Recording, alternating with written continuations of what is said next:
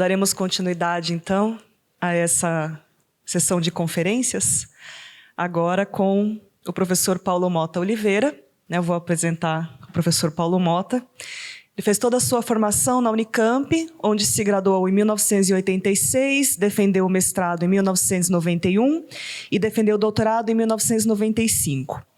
Foi docente da Universidade Federal de Ouro Preto entre 1993 e 1996, depois da Universidade Federal de Minas Gerais até 2003, ano em que ingressou na Universidade de São Paulo. Defendeu a livre docência na USP em 2006 e a titularidade em 2016. O professor Paulo foi presidente da Abraplip no biênio 2005-2007. Em 2006, foi professor visitante na Université Lumière Lyon 2 e, em 2014, foi professor convidado na Fundação Essa de Queiroz.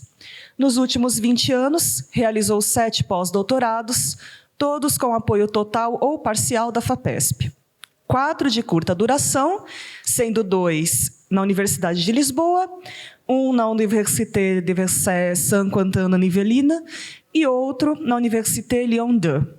Além de 3 mais longos, sendo 2 na Université Sorbonne Nouvelle Paris 3 e 1 na Universidade do Minho. Ao longo de sua carreira, orientou 35 trabalhos de iniciação científica, 18 dissertações de mestrado e 13 teses de doutorado e supervisionou 7 estágios de pós-doutorado. Ele é bolsista de produtividade em pesquisa do CNPq desde 1999, pesquisador associado do Centro de Pesquisa dos Países de Língua Portuguesa, o CREPAL, da Université Sorbonne Nouvelle Paris 3. É membro do Conselho Consultivo da Cátedra Camilo Castelo Branco, da Faculdade de Letras da Universidade de Lisboa, município de Sintra, e membro do Grupo de Pesquisa Camilo Castelo Branco. Recentemente, publicou o livro Cenas da Escravidão em Romances Oitocentistas, em acesso aberto e gratuito, É só vocês colocarem o título no Google e baixar.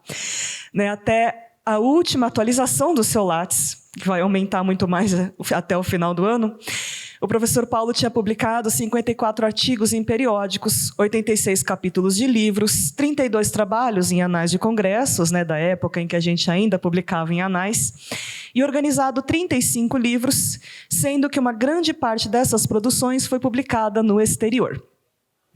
Bom, o professor Paulo pesquisa a obra de Camilo Castelo Branco há mais de 35 anos e é reconhecido como o maior especialista em Camilo Castelo Branco no Brasil. Então, nosso grande orgulho nos estudos camilianos. Então, agora nós vamos ouvir a fala do professor, é intitulada Camilo Castelo Branco, Ainda Estou Aqui. Obrigado, Luciene. Eu queria agradecer o convite. É especialmente interessante falar numa tarde camiliana, quando estamos comemorando 200 anos de nascimento, e eu vou passar direto para a minha fala. Em artigo que publiquei no início desse ano na Colóquio Letras, afirmei que a obra camiliana pode ser vista como uma complexa e diversificada criação literária em que a personagem Camilo Castelo Branco ocupa, a partir dos anos 60, um papel central. Retomo aqui um texto de Helena Buesco, publicado em uma outra efeméride camiliana, o Centenário da Morte, ou seja, de 90. Cito o texto. As constantes irrupções do autor, que não é apenas narrador, na história que conta, têm justamente como efeito de produzir uma imagem de um intruso, que, embora sabendo-se fora do universo romanesco de primeiro plano, dos personagens, considera viável e pertinente o estabelecimento de relações quase imediatas desse plano consigo próprio. Por outro lado, esse desenho da figura do autor-sujeito leva a que seja também uma certa forma de história pessoal a que se conta. Essa dimensão axiológica, indiscutivelmente, vai construindo uma outra narrativa, que diz respeito aos valores morais, sentimentais, éticos e biográficos do sujeito que a si próprio assim se apresenta. Fecha a citação. Bem, é sobre este intruso que pretendo aqui refletir, pensando em especial como a sua presença desestabiliza a possível verdade das histórias que narra e embaralha a pretensa cisão entre ficcional e biográfico. Se ele se apresenta como o autor do relato, será a partir de sua perspectiva que teremos acesso aos fatos que serão vistos por sua mundividência, ou seja, de uma perspectiva necessariamente parcial. É com este Camilo, ainda hoje vivo, que iremos dialogar. Para tanto, abordarei 2 gêneros de obras diversas.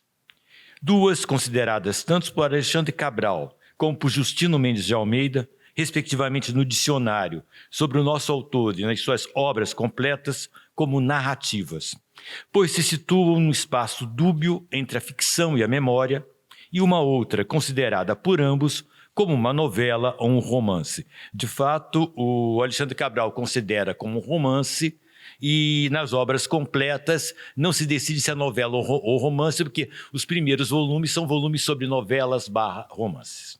Bem, eu vou para a primeira parte do meu texto, que se chama Santuários e Grades nos Bosquejos da Ficção. Não, do Vivido. Pretendo começar por abordar 2 obras que Helena Boesco, em seu artigo, também faz referência. Memórias do Cárcere, de 1862, e No Bom Jesus do Monte, de 64. Elas são estruturalmente muito próximas, um conjunto de pequenas histórias unidas por um espaço, a cadeia no primeiro caso e o Santuário de Bom Jesus no segundo, e por um homem que se apresenta como autor, ou seja, Camilo Castelo Branco. A primeira, em que é narrado o período em que ele esteve preso na cadeia de Relação do Porto, à espera do julgamento por adultério, é quase totalmente um mosaico de histórias dos presos que conheceu nesse ambiente, ao qual se somam certas experiências pessoais bastante escolhidas, como a visita que o rei D. Pedro V lhe fez, ou um sonho que teve, no qual também aparece Ana Plácido, sua companheira de infortúnio. A segunda, No Bom Jesus do Monte, em que cada capítulo tem como título um ano, sendo o mais antigo de 1835 e o mais recente, 1863, narra vários episódios ocorridos em Bom Jesus, alguns envolvendo diretamente o narrador, outros em que ele ocupa um papel secundário. Devemos de início notar que, por mais que se tratem teoricamente de reprodução de fatos que aconteceram, nos 2 casos ele estaria fazendo mais um relato do que criando uma coisa nova, a estrutura dos 2 livros, bastante compósita, em que se combinam vários materiais, é típica da ficção camiliana. Uma comparação, por exemplo, entre a forma desses 2 livros e O Amor de Perdição, ou mesmo outras obras como Amor de Salvação, Coração, Cabeça e Estômago, ou A Mulher Fatal, mostram-nos que estamos diante de construções parecidas. Sobre os 2 últimos romances, Coração, Cabeça e Estômago e A Mulher Fatal, basta lembrar que são compostos por um conjunto de histórias quase independentes, e os vários amores de Silvestre da Silva e de Carlos Pereira compõem um painel de variadas histórias de mulheres apenas unificadas pela presença, em quase todas, dos protagonistas. Além disso, em ambos os romances encontramos uma grande variedade de materiais, que são incorporados à narrativa, de poemas até a reprodução de hipotéticas notícias de jornal, no primeiro, a cartas e trechos de memórias no segundo.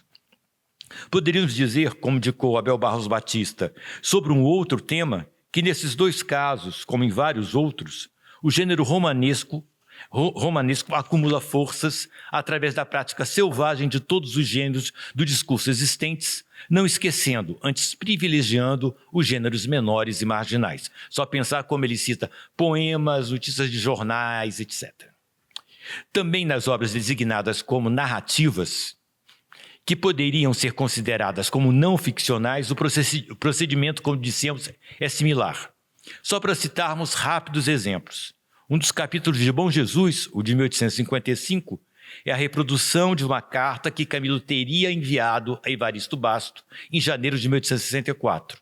Em outro, ele reproduz algumas poesias que teria publicado em homenagem a Fanny Owen. Em Memórias do Cárcere, por seu turno, temos diálogos que o autor teria tido com prisioneiros e ou seus parentes, a reprodução de trechos do Reforma das Cadeias de Aires de Gouveia, a transcrição de trechos de cartas e mesmo, como apontou Helena Boesco, uma reflexão sobre o processo romanesco. Cito, sobre aquilo que escreveu no cárcere. Camilo confessa sua predileção pelo romance de um homem rico, anota a redação parcial dos Anos de Prosa e 12 Casamentos Felizes, recorda as razões e as condições da escrita do Amor de Perdição. Fecha a citação. Se a semelhança estrutural entre essas 2 obras e as ficções camilianas põe em dúvida a veracidade das mesmas, elas, por outro lado, mostram a íntima relação entre narração, ficção e memória. E no Bom Jesus do Monte, o primeiro episódio, datado de 1835, é paradigmático. O autor parece estar nos narrando o que aconteceu quando, morto seu pai, ele foi enviado para o norte de Portugal, onde iria viver com uma tia, a irmã predileta de Simão, Dona Rita Emília, como sabemos, a depositária da memória familiar que nos é narrada em Amor de Perdição. Estaríamos aparentemente no espaço do autobiográfico. Mas, publicado em 64, o episódio possui uma série de semelhanças com o trecho inicial de Coisas Espantosas, romance lançado 2 anos antes. Em ambos, uma criada com o mesmo nome, Carlota, cuida carinhosamente de um menino, filho de seu patrão, personagem que nos 2 livros tem o sobrenome Botelho e que, nos 2 enredos, havia falecido. Alexandre Cabral considerou, a partir dessas semelhanças, que Coisas Espantosas seriam, em seu início, cito, o relato novelístico da infância e juventude do próprio romancista. Fecha a citação. Ou seja, uma transposição para o espaço do ficcional de aspectos da vida de Camilo. Eu faço a seguinte pergunta. Não poderia ocorrer que, invertendo o raciocínio, o episódio de Bom Jesus no Monte fosse a transposição para o campo do autobiográfico de um conjunto de relações construídas na ficção? Não estaria o autor aqui adequando a narrativa do vivido a uma construção ficcionalmente interessante? Lembremos que Aquilino Ribeiro, em Romance de Camilo, afirmou que os livros de tema autobiográfico de nosso autor, cito, longe de mostrar o que ele foi de fato, indicam-nos aquele que podia ou mesmo desejaria ter sido. Fecha a citação. Nesse episódio 1835 de No Bom Jesus do Monte, se articulam 3 narrativas. A já referida da morte de Manuel Botelho e da subsequente viagem de Camilo e de sua irmã de Lisboa para a casa de sua tia, a da criada Carlota, que os acompanha nessa viagem, e também a de um outro passageiro que estava no mesmo navio, o brasileiro, usando o sentido de brasileiro que tem em Portugal do século XIX, ou seja, um português que está voltando do Brasil depois de ter enriquecido, o brasileiro Antônio Barrosas. A segunda narrativa traz uma série de elementos habituais aos romances de Camilo. Afinal, cito, acabou dignamente a jovial Carlota, que meu pai mandara buscar no cardenho de uns pescadores de Sesimbra. Não morreu viscondessa porque o general com quem se casou rejeitara a graça para não ter de pagar os emolumentos. Fecha a citação. Poderíamos aqui desconfiar da verdade do narrado, se pensarmos em inúmeras personagens camilianas que tiveram uma trajetória semelhante à de Carlota. Parece-me que a presença de Antônio Barrosas reforça ainda mais essa desconfiança. Seu breve episódio, claramente desvinculado do restante da narrativa, poderia dela ser retirado sem que o enredo precisasse ser alterado. Se isso ocorre, ou seja, se esse episódio aparece, penso é porque sua função é justamente a de levar o leitor a desconfiar da pretensa veracidade, não só desta, mas de outras narrativas presentes no livro. A história é breve. Antônio estava, como indiquei, no navio em que viajavam Carlota e os 2 órfãos. Quando desembarcaram em Braga, convida os 3 e mais um 4º passageiro, um então tenente-coronel, que depois se casaria com Carlota, a pernoitar em sua casa.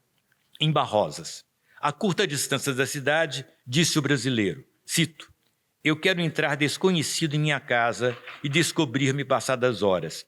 Peço-lhes que não digam palavra que me denuncie. Fecha a citação. A história continua, cito de novo. Desde a chegada até a hora de ceia, conversaram acerca do brasileiro ausente. A família era um irmão, 5 irmãs, a mãe, que veio à sala numa cadeira de rodas, onde estava entrevada. A velhinha chorava e dizia que Deus a livraria sem ela ver o seu filho. Fecha a citação. O personagem só revela quem é durante a ceia, quando leva o prato com comida à sua mãe, que estava no quarto e diz, cito, minha mãe dá licença que o seu filho, Antônio, lhe sirva a ceia. Fecha a citação. A estrutura deste breve enredo apresenta a chegada de um personagem, há muito ausente, que vem pelo mar e retorna assumindo outra identidade, pois está tão diverso do que era que a sua família só o reconhece quando ele diz quem é. Configuração que lembra, certamente, o retorno de Ulisses. De forma bastante esquemática e alusiva, mas nem poderia ser diferente numa história tão breve, parece-me que a inclusão desse paródico Ulisses na primeira narrativa de No Bom Jesus do Monte tem como objetivo reforçar que o livro é composto através de uma tensão entre a memória e o ficcional, aspecto de extrema importância, como já referi em outros momentos, na produção camiliana dos anos 60, de que é um excelente exemplo Amor de Perdição. É só nós pensarmos que Amor de Perdição é a construção ficcional da história da família do Camilo, como se essa construção ficcional fosse verdadeira. Bem, continuemos. Passemos para Memórias do Cárcere, livro que pode aportar novos elementos à nossa discussão. Vou ater-me aqui a apenas um episódio do livro, mas para isso começarei falando de uma outra obra. Em uma das novelas do Minho, O Cego de Landim, o narrador conta a história de um cego fabuloso. Novamente assumindo o que narra como relato de uma história verdadeira, dirá que travou conhecimento com o personagem quando este o procurou pedindo seu auxílio. Cito O Cego de Landim. Foi há 13 anos, em uma tarde calmosa de agosto, nesse mesmo escritório e naquele canapé que o Cego de Landim esteve sentado. Tinha um litígio pendente sobre a posse disputada de umas azenhas que lhe haviam custado 3 contos de réis e pedia a minha valiosa preponderância a fim de que os juízes de segunda instância lhe fizessem justiça inteira. Fecha a citação. Afirma em seguida que contará a história de Pinto Monteiro, classificando, como podemos ver, de forma bastante positiva. Volto a citar o Cego de Landim. A história dos homens descomunais deve começar a escrever-se à lâmpada de seu túmulo. É tempo de bosquejar o perfil deste homem esquecido. Pretendo desmentir,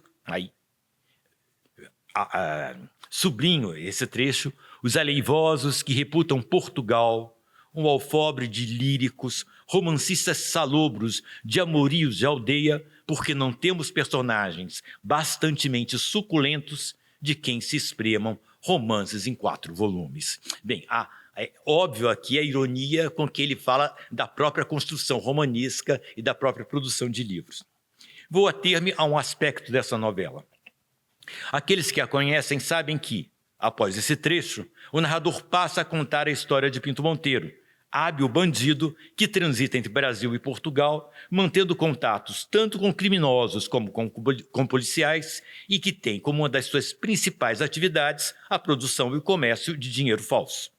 Em dado momento, em conluio com o chefe de polícia brasileiro, está tentando descobrir quais são os principais falsificadores que produzem dinheiro brasileiro em Portugal. Então, só para explicar de novo, porque é um pouco complicado, ele tem acordo com o chefe de polícia brasileiro que quer prender os falsificadores de dinheiro brasileiro em Portugal. Então, ele volta para Portugal, assumindo seu papel de bandido, para descobrir quem eles são e entregar para o policial brasileiro. Bem, é desse período o trecho abaixo. Cito. Conseguiu captar a confiança dos 2 gravadores mais habilidosos e conhecidos além-mar. Mas um deles, Coutinho, o ancião que eu vi morrer na enfermaria da Relação em 1861, não delatou as pessoas com quem negociava, posto que o cego lhe garantisse uma velhice abastada nos confortos da honra. Fecha a citação. De fato, a história do velho Coutinho, falsário que ocupava a cela ao lado de Camilo, fora contada em 3 capítulos de Memórias do Cárcere. Esse dado só vem embaralhar ainda mais os fios entre memória e ficção. Como podemos notar, não é possível, na produção camiliana, delimitar as fronteiras entre esses 2 domínios. Instável e segura, a pena do autor navega nos limites entre eles, criando obras ambíguas e compósitas. Mas isso não ocorre apenas em livros que poderiam ser classificados como biográficos. Aí eu passo para a segunda parte do meu texto, que se chama Como Salvar um Homem. Amor de Salvação foi publicado no mesmo ano de No Bom Jesus do Monte, ou seja, em 1864. Algumas informações para aqueles que não conhecem o enredo desse romance são necessárias. Nele temos um trio amoroso, composto por Afonso, Teodora, que depois adotará o nome de Palmira, e Mafalda, prima de Afonso e por ele apaixonada. As mães de Afonso e Teodora queriam casá-los, mas quando a mãe desta morre, a jovem é levada por seu tio e tutor para um convento. Ela tenta convencer o seu amado, Afonso, a tirá-lo de lá, o que ele não consegue. Ela então aceita se casar com o filho de seu tutor, seu primo Eleutério, que não ama, para reencontrar a liberdade. Ou seja, entre continuar no convento esperando que Afonso surgisse uma vez e sair de lá casando com um cara que ela não gostava, ela casou com ele. Bem, algum tempo depois, ela abandona o marido e se transforma em amante de Afonso. Ambos vão viver uma vida luxuosa em Lisboa, que o seu amante mantém vendendo as suas propriedades. Habilmente, Mafalda, a prima dele, por ele apaixonada, faz que seu pai, Fernão de Teve, vá comprando as propriedades vendidas pelo primo. Quando o dinheiro de Afonso já está acabando, Palmira parece ter se transformado em amante de José de Noronha. Eu coloco parece porque, lendo o livro, a gente não tem certeza se isso de fato aconteceu ou não, mas o Afonso acha que sim, e Afonso desconfia dela, e depois de uma discussão acalorada, ele sai de casa. Ela recolhe todas as roupas e joias que este havia lhe dado e, mais tarde, vai para Braga para divorciar-se de seu marido e tomar posse de seu patrimônio.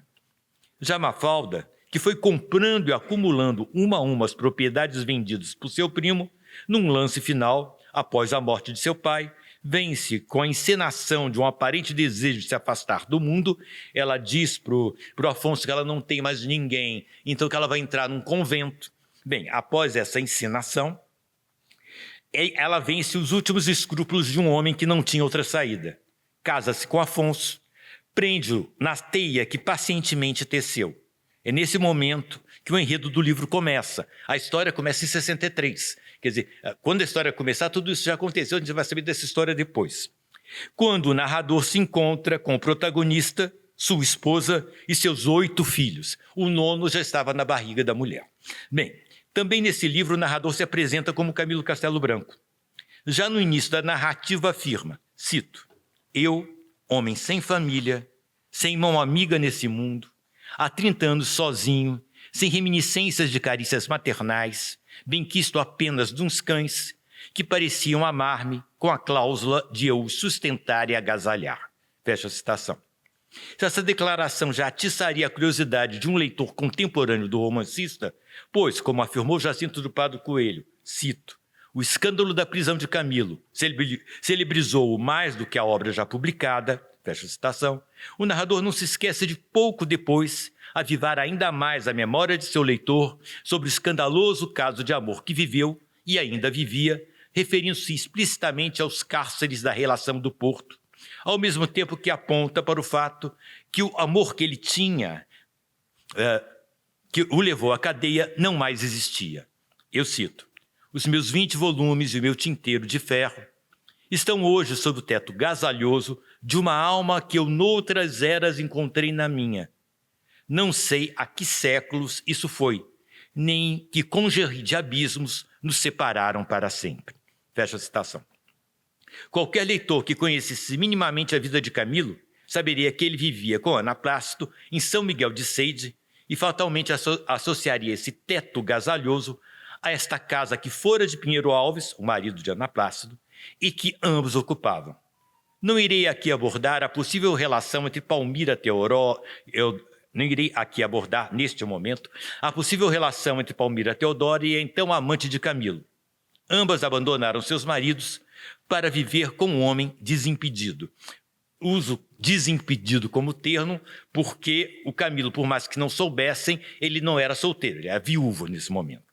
Prefiro, neste momento, centrar nossa atenção nos desdobramentos decorrentes do livro Ser, em princípio, narrado por seu autor. Camilo, aceitemos o jogo, então vou aceitar o jogo. Quem está contando a história para a gente é o Camilo Castelo Branco. Camilo, aceitemos o jogo, afirma que teria tomado conhecimento dos fatos narrados graças ao encontro em dezembro de 1863 com Afonso de Teve. Esse tipo de encontro entre autor, assumindo que é um pretenso autor, e protagonista, sabemos, não era novidade da novelística camiliana e havia ocorrido pela primeira vez em Romance de um Homem Rico, publicado 3 anos antes, livro em que o autor fica sabendo dos fatos que irá narrar quando trava contato numa viagem de comboio com o padre Álvaro Teixeira de Macedo. Mas, diferentemente deste último romance, em que o narrador não conhece nem o padre, nem a sua história, antes de começar a narrar, no livro de 64 o que ocorre é um reencontro com Afonso de Teve. O narrador já conhecia de forma fragmentária e incompleta alguns incidentes da vida de seu protagonista. Essa perspectiva, em que se conjugam um conhecimento incompleto por parte do narrador de uma dada biografia com um reencontro em que lhe são narrados fatos anteriormente desconhecidos, mostra uma característica importante da forma como o livro é narrado: a polifonia. O que eu já vou justificar daqui a um tempinho. Se já era habitual na produção camiliana nesse período a transcrição de epístolas ou textos de diários, nunca antes os autores das epístolas tinham sido tão diversificados. Além do trio principal, Afonso, Teodoro e Mafalda, existem cartas de Fernão de Teve, pai de Mafalda, da mãe de Afonso, de José Noronha e mesmo de um comensal não nomeado que conta ao protagonista, quando ele está em Paris, novidades sobre Teodora. Múltiplo epistolário que terá um importante significado da estrutura do livro. Em Amor de Salvação, a história é narrada em parte pelo narrador principal, em parte pelo protagonista e mesmo em alguns momentos a narrativa se desenvolve a partir de um diálogo entre ambos. Mas não só. Vários são os que nos contam a história. Além do narrador principal e de Afonso de Teve, temos de considerar que também Mafalda, Fernão, a mãe de Afonso são, através principalmente de suas cartas transcritas, narradores de fragmentos da mesma. Outros fragmentos são nos comunicados por narradores pontuais. Essa multiplicidade narrativa também ocorre através de outros mecanismos. Devemos notar que cada um dos dois narradores principais possui diversas perspectivas em relação à história narrada. Afonso tem principalmente duas. Quando narra sua história, é alguém que reflete sobre o seu passado, período em que possuía uma postura totalmente distinta da que possui no momento da iniciação. Já das suas cartas reproduzidas no romance, possui um ponto de vista de quem está imerso nos acontecimentos. Já o narrador principal possui pelo menos 3 perspectivas distintas. Narra parte da história a partir do que sabia de Afonso antes da conversa que tiveram em 63. Nos momentos que reproduz o diálogo com o protagonista, simula a perspectiva de alguém que está tomando contato com os acontecimentos e no restante da narrativa parte de um ponto de vista de quem já conhece toda a história. Assim, esta é uma obra em que se multiplicam os narradores e os pontos de vista, em que aparentemente a história nos é comunicada a partir das mais distintas perspectivas. Fica, penso, claro porque consideramos a narrativa como polifônica. Devemos notar que esta multiplicidade narrativa é reforçada por um artifício que poderíamos denominar de quebra de linearidade temporal. Essa quebra já começa quando o narrador reencontra Afonso de Teve no início do livro. Como já dissemos, ao narrar esse reencontro, o narrador contará alguns fragmentos da vida dos protagonistas que serão posteriormente complementados, fazendo com que o desenvolvimento do enredo não siga uma temporalidade linear. A própria opção narrativa de iniciar a história de Afonso pelo presente, o Natal de 63, também produz um efeito semelhante. Todos os procedimentos indicados configuram um livro com uma narrativa extremamente múltipla, em que os fatos são narrados pelas variadas perspectivas, em que várias versões se complementam ou se chocam. Curiosa conclusão, já que toda essa pirotecnia pareceria estar a serviço de uma tese moral e unitária, a de que apenas o amor puro salva e traz a felicidade, e de que o amor impuro só traria desgraça e sofrimento. Pareceria existir, assim, um descompasso entre a forma narrativa e o que é narrado, entre uma fragmentação formal que desnudaria uma unicidade de interpretação do mundo. Veremos que não é bem assim. A crítica tem apontado proximidades entre Amor de Salvação e Coração, Cabeça e Estômago. Oscar Lopes afirma que no final desses livros podemos encontrar uma exaltação idílica rural, acrescentando que, cito, a felicidade gastronômica e rural do protagonista Silvestre, em contraste, tal como em Amor de Salvação, com seus anteriores erros e desvarios, não se pode acolher sem ironia. Trata-se de uma felicidade estúpida, uma áurea mediocritas burguesa de ressaibo arcádico. Em outro artigo considera: quando a história continua para além do casamento, tal como acontece em Amor de Salvação em Coração, Cabeça e Estômago, qualquer leitor sensível se apercebe que ele, Camilo, não toma a sério esse seu happy end rural burguês que está em evidente contraste com seu próprio temperamento. Lógico, eu não acredito que esteja em contraste com o temperamento do Camilo, que não dá para saber qual é o temperamento do Camilo. Bem, achamos que a semelhança entre as duas obras não se restringem às trajetórias dos personagens principais, que após erros e desenganos, encontram uma aparente felicidade no campo. Julgamos, de fato, que as suas estruturas narrativas estão regidas por princípios similares. Em Coração, Cabeça e Estômago, como sabemos, o narrador, de posse dos papéis do seu falecido amigo Silvestre da Silva, os edita para que possam ser publicados, não só acrescentando inúmeras notas de rodapé que complementam a história, como indicando em vários momentos que está realizando cortes e rearranjando o material que lhe foi legado. No final do livro, assume integralmente a narrativa, acrescentando uma parte intitulada O Editor ao Respeitável Público, em que comenta o destino final de Silvestre, afirmando que os papéis deste, escritos nessa etapa da sua vida, careciam de nexo e de ordem e por isso não tinham como ser publicados. Temos assim um narrador que edita as memórias de um amigo e que acaba dando-lhes um sentido que é oposto daquele que foi dado pelo protagonista, já que de nenhuma forma adere ao seu entorpecimento final, do qual mesmo tentou acordá-lo. De forma mais sutil e elaborada, podemos encontrar em Amor de Salvação uma postura narrativa semelhante. O narrador, dizendo possuir materiais que lhe possibilitam, enquanto cronista, narrar uma história que conhece, utiliza destes da forma que julga mais conveniente. Assim, dá ou retira a narração a Afonso de Teve, utiliza as cartas, ora reproduzindo-as integralmente, ora escolhendo apenas trechos, opta por pontos de vista narrativos próximos ou distanciados do seu protagonista, avança ou recua no tempo, faz comentários pessoais sobre si ou sobre seus livros, entre outros procedimentos similares. Dessa maneira, também aqui estamos diante de um editor, que organiza uma narrativa de forma a, com ela, construir um romance.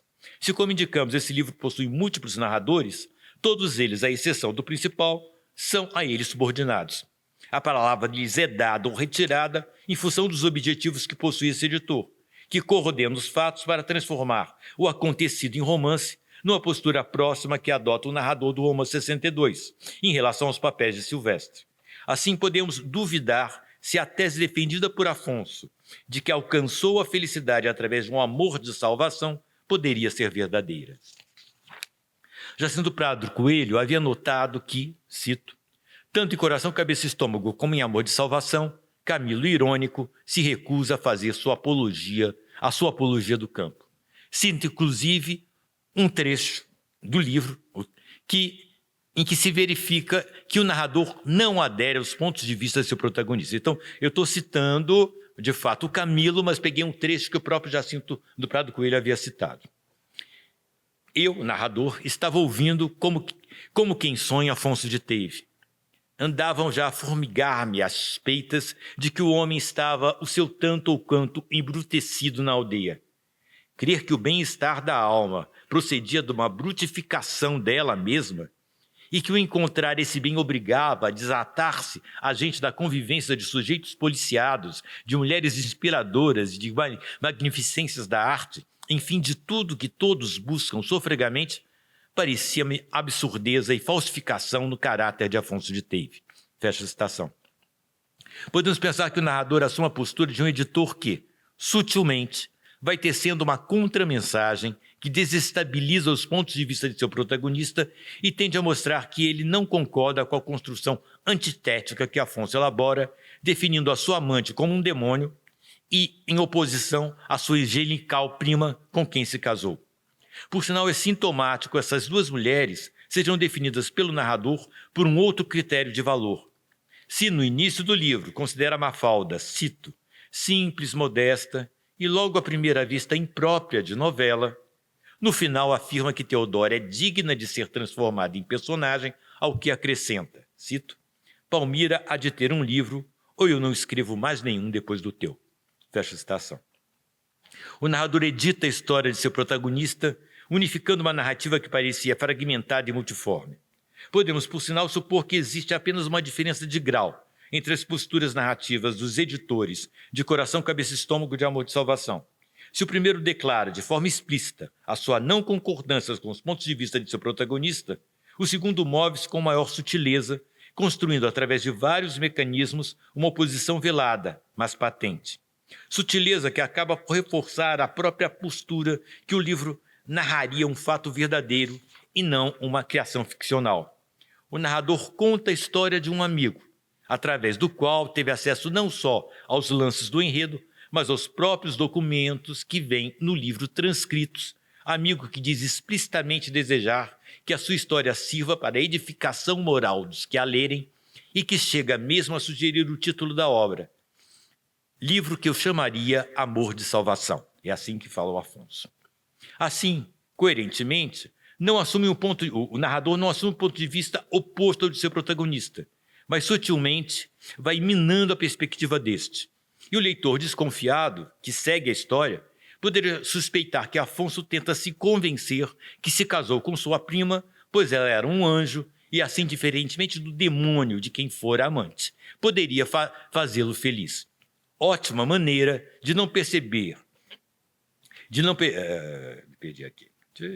perceber que, após ter dissipado com muito luxo e muito prazer toda a sua fortuna, o arruinado protagonista tinha como única saída casar-se com a sua rica prima. O amor salvou não por motivos morais, como tenta se convencer, mas por motivos econômicos. São assim os amores de salvação, como se descreve esse escritor que, como já bem notou Alexandre Cabral, foi um acurado repórter de seu tempo e que, acrescento, não se privou de ser um personagem central em muitas de suas narrativas. E assim ainda está aqui. Voltemos, aí eu vou pegar a última parte do meu texto, voltemos ao artigo de Helena Buesco, que citamos no início da nossa fala. Lá a crítica havia afirmado que a figura do autor sujeito leva a que seja contada também uma certa forma de história pessoal. Bem, a pergunta que eu faço é: qual seria a história pessoal que nesse livro é contada, não de seus protagonistas, mas deste personagem que se apresenta como Camilo Castelo Branco? Dados os elementos que já apresentamos, seríamos levados a pensar que Teodora poderia ser uma construção ficcional baseada na amante de Camilo. A trajetória de Palmira, que em nome do amor sacrifica sua situação social, tendo coragem de enfrentar a opinião pública, abandonando o marido e ligando-se, como dissemos, a um homem desimpedido, possui nítidas semelhanças com a Diana Plácido. Além disso, o elemento positivo mais reiterado em relação a Teodora, que aqui não tivemos tempo de abordar, é o seu estilo, a sua capacidade de escrever, o que também associaria à futura esposa de Camilo, que, como sabemos, desde 1859 colaborava em jornais e revistas e havia publicado em 1863, um ano antes desse romance, Luz Coada por Ferros. Esses elementos importam aqui não tanto por serem fragmentos biográficos, mas pelo objetivo que internamente possuem do livro.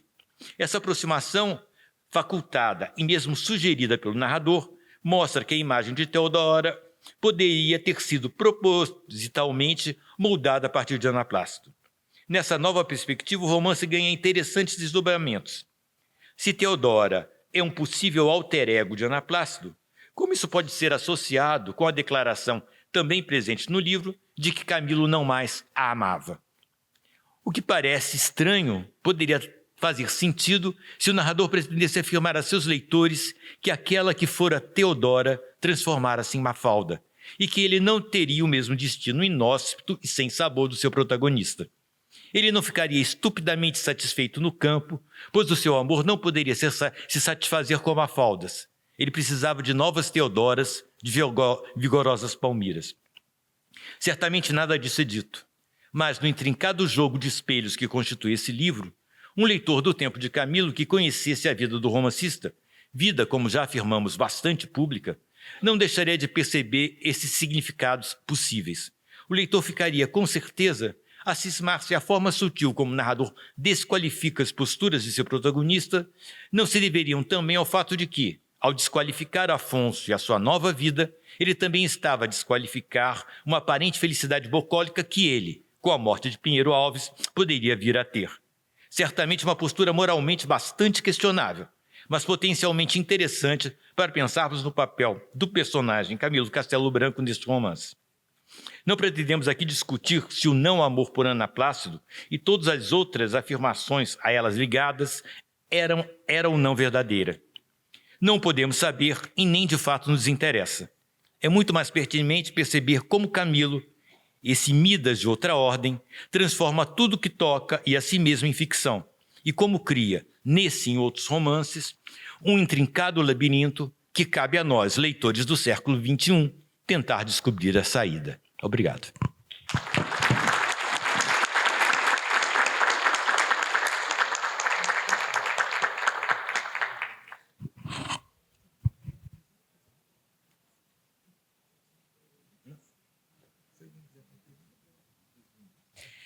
Bom, temos alguns minutinhos, caso alguém queira fazer alguma pergunta.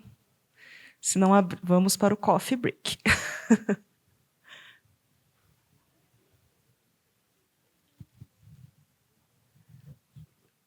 Então, acho que podemos encerrar. Muito obrigada.